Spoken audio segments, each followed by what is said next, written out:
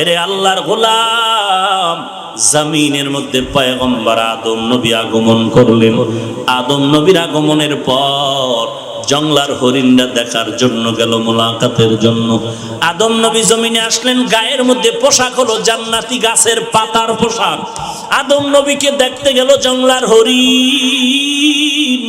হরিণীরা দেখতে যাওয়ার পর আদম নবী জান্নাতি গাছের পাতার অংশ ছিঁড়ে ছিঁড়ে হরিণদের দিলেন। হরিণরা জান্নাতি গাছের পাতা খেয়ে খেয়ে তিনটা নেয়ামত প্রাপ্ত হয়ে গেল। এত ঘ্রাণ জান্নাতি পাতার, তিনটা নেয়ামত তারা আলাদা পেয়ে গেল। এক নম্বরে হরিণদের চেহারা ভালো হয়ে গেল, দুই নম্বরে হরিণের গোশতে মজা বেড়ে গেল, তিন নম্বর নেয়ামত হরিণের নাভির মধ্যে কস্তুরীর ব্যবস্থা হয়ে গেল। হরিণরা জান্নাতি পাতা খায় জঙ্গলায় চলে গেল। যারা এখনো টের করতে পারে নাই যে আদম নবী আসছে, পুরা জঙ্গলটা ঘেরানে মুখরিত হয়ে গেল। হায়াতুল হায়াওয়ানের মধ্যে নিয়তের বয়ানে এই কথা আছে, এই ঘটনা। হরিণরা যাওয়ার পরে এত ঘ্রাণ, দ্বিতীয় হরিণ যারা যেতে পারে নাই বলে এত ঘ্রাণ কই পাইলি তোরা বল? বলে আদম নবী জমিনে আসছে, তাকে দেখতে গেলাম, জান্নাতি পাতা খাইছি, ওই পাতার ঘ্রাণ। দ্বিতীয় দল বলে চল আমরা ওই পাতাকে ঘেরানওয়ালা হয়ে যাবো। দ্বিতীয় দল হরিণেরাও রওনা হয়ে গেল আদম নবীর দরবারে। আদম নবীর দরবারে যাওয়ার পর আদম নবী তাদেরকেও জান্নাতের পাতা দিলেন। এই পাতা খাইয়া তারা জঙ্গলায় চলে আসলো। আসার পরে তাকায় দেখে তাদের পাতার মধ্যে কোনো ঘেরান পাওয়া যায় না। ব্যাপারটা কি? একই নবীর হাতে তোরাও পাতা পাইলি, আমরাও পেলাম, তোদের পাতা এত ঘেরান কেন, আমাদেরটায় ঘেরান নাই কেন?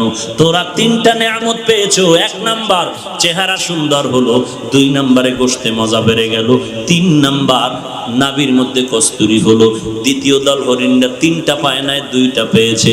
চেহারা সুন্দর হয়ে গেল, গোশতে মজা বাড়লো, নাভির মধ্যে আর কস্তুরী আর হলো না। এজন্য জঙ্গলে হরিণের অভাব নাই, নাভির মধ্যে কস্তুরী সব হরিণের অভাব।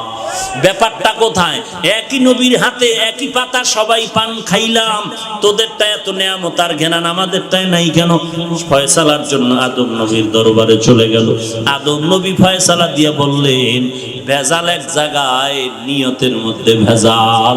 প্রথম দল হরিণীরা পাতার জন্য আসে নাই, আমি আদম নবীর মোলাকাতের জন্য আসছিল। আর তোমরা তো আদমকে দেখতে যাও না, তোমরা গেছো পাতা খাওয়ার জন্য। ভালো আমলের জন্য 4 গুণ। এক নম্বরে বান্দা ইলম অর্জন করো, দুই নম্বরে বান্দা নিয়তটারে পরিশুদ্ধ করো। হাজার হাজার হাজার মানুষ এই পটিয়ার কলেজ ময়দানে হাজির, তবে বান্দা সবার ফলাফল এক হবে না। যদি বান্দা নিয়তটারে পরিশুদ্ধ করে আসিয়া বসো, বসার সাথে সাথে গুনাহ মাফ।